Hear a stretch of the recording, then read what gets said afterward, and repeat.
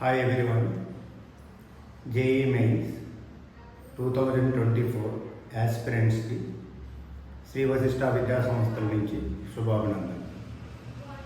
Today topic JEE mains ఎగ్జామ్లో mathematics ఎగ్జామ్ని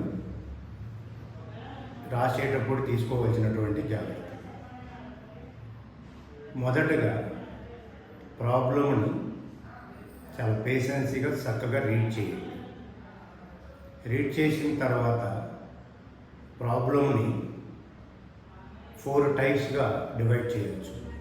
type 1, ఆ problem మీకు సాల్వ్ చేయగలరు, 100% ఆన్సర్ కూడా రాగలుగుతుందని కాన్ఫిడెంట్గా ఉండాలి.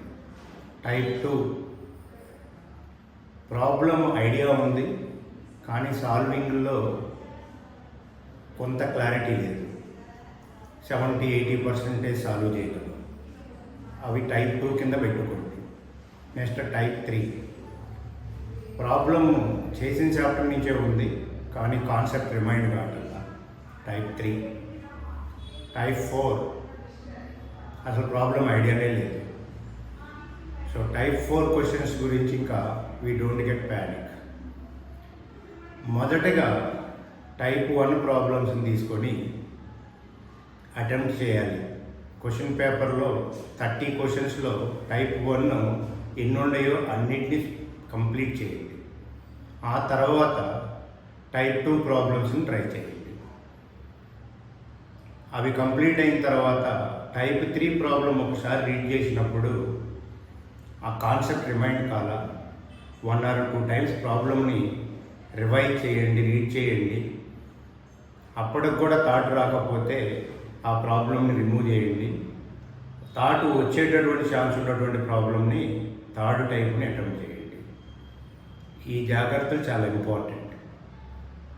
క్వశ్చన్ పేపర్ రాసేటప్పుడు మీకు 30 ప్రాబ్లమ్స్లో type 1 model, type 2 model, type 3గా డివైడ్ చేసుకొని first type 1, next type 2, next type 3ని అటెంప్ట్ చేయండి. ఇలా చేసినట్టయితే టైప్ 1 100% చేయగలరు, టైప్ 2 70% చేయగలరు, టైప్ 3 50% చేయగలరు. అప్పుడు మీకు మంచి స్కోర్ కూడా వస్తుంది. అలా మీకు వచ్చినటువంటి ప్రాబ్లం ఏది మిస్ కాలేదనే కాన్ఫిడెంట్తో బయటకు రాగలరు. మీ అందరికీ కూడా మంచి స్కోర్ రావాలని మా సంస్థల నుంచి దీవిస్తూ సెలవు తీసుకుంటున్నాను.